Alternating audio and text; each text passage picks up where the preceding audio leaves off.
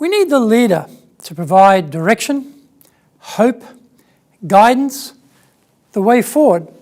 That same leader needs to be able to communicate the vision for the team and to build the people power under their accountability. What do we get though?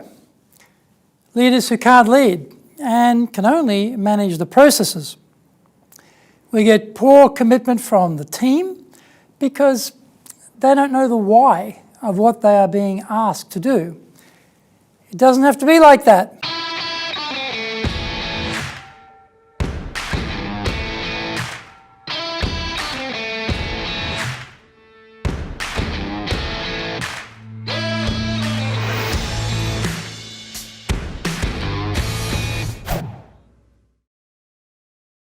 Welcome back to this weekly edition of every Tuesday's The Cutting Edge Japan Business Show.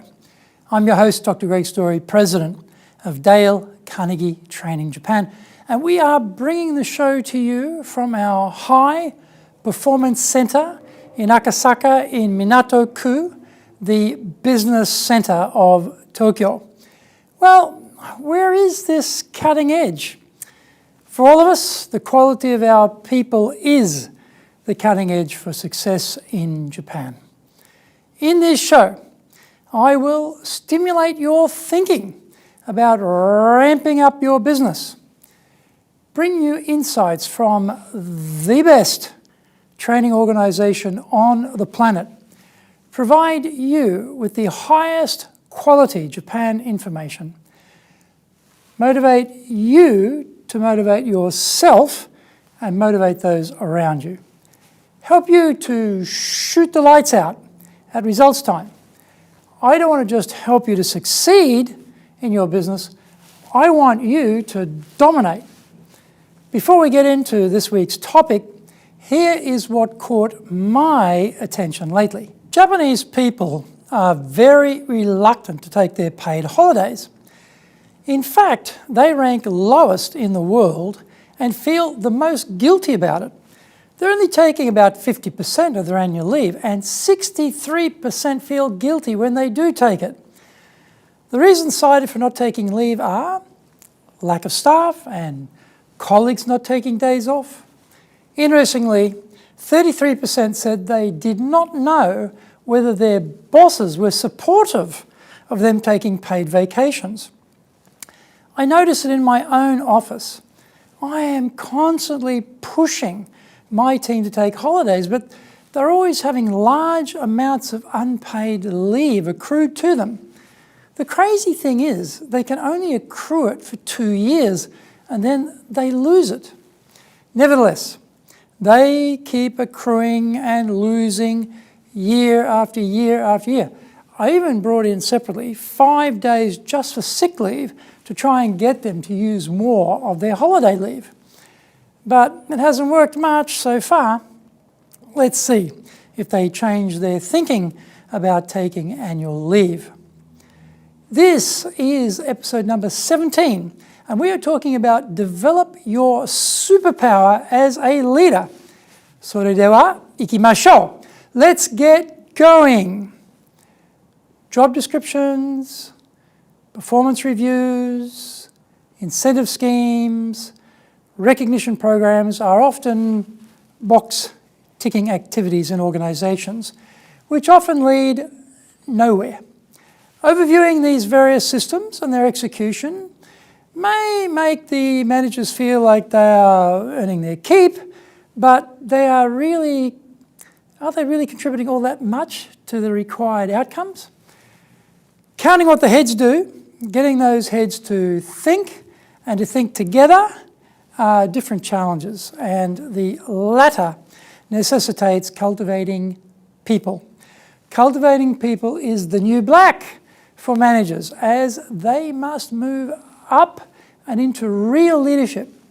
So what is the difference between being a manager and a leader? There are many definitions, but it doesn't have to be complex. Leadership is all about creating environments that influence others to achieve the group goals. Because people will willingly support a world they create. Management is the creation, implementation, and monitoring of processes. People will willingly comply with a process that helps them succeed. Moving forward means designating the next level of achievement.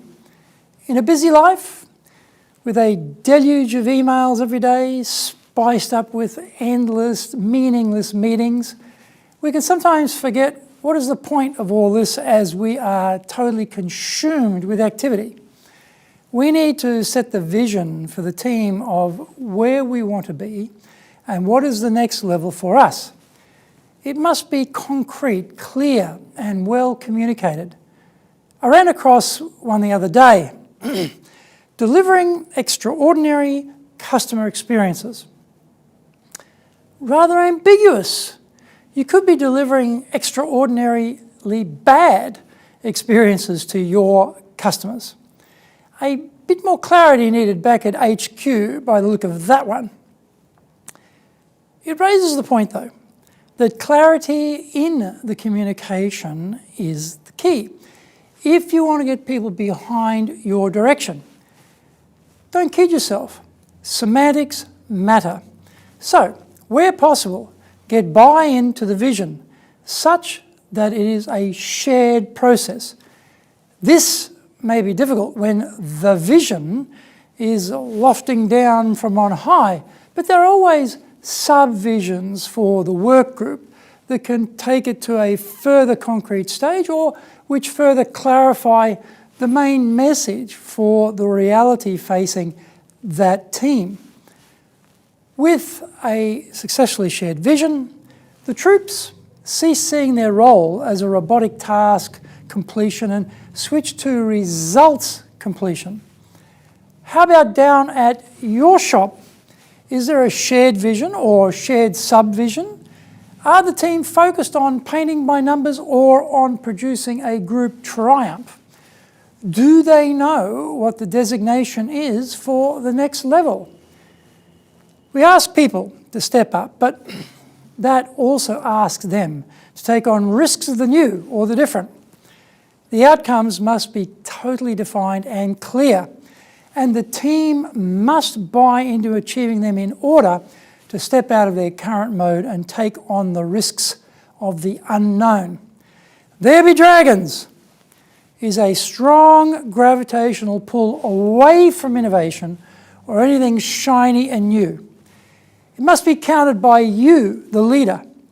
Leadership begins to include self-leadership when we buy in and get clarity because it allows the team to be more self-directed, handling their available resources without the need for micromanagement by the boss. We can all quote the buzzwords such as empowerment and empowered behaviour, etc. But actually, realising that desired state is another matter. The poor communication skills of those in charge are often the breakdown point.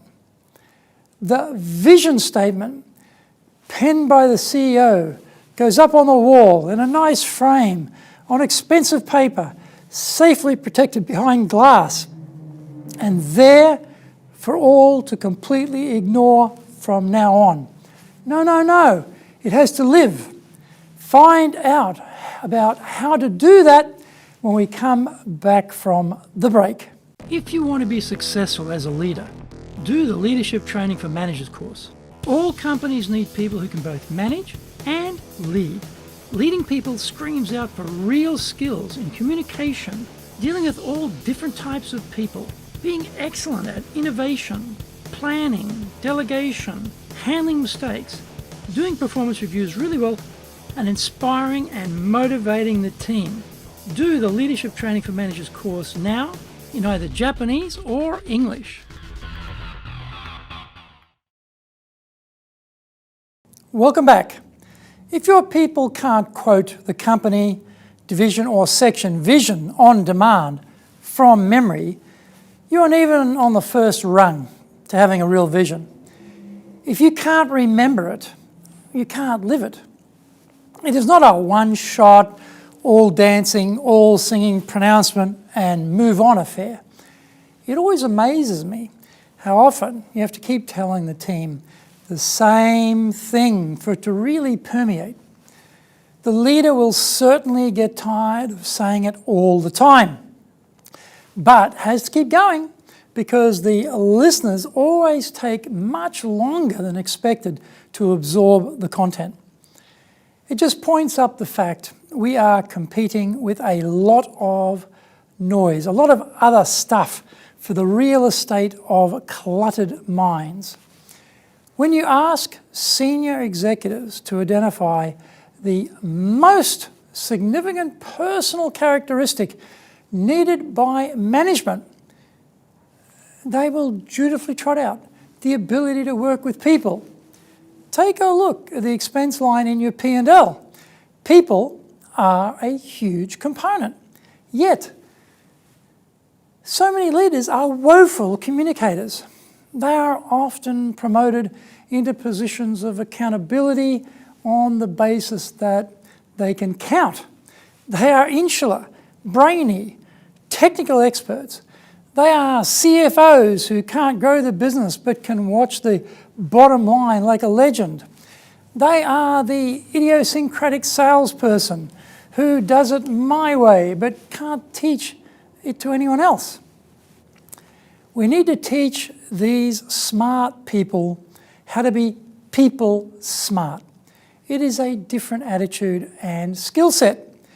The executive decisions get carried out by people, but how much time does your leadership team spend building your people as opposed to issuing directives, giving orders, providing technical guidance, etc.? These activities are all about the how and zero on the why. Time to start work on some personal leadership, strongly communicating the why and getting the team to create a shared vision of your organization's better and brighter future. Keep pushing hard with us here at the Cutting Edge Japan Business Show.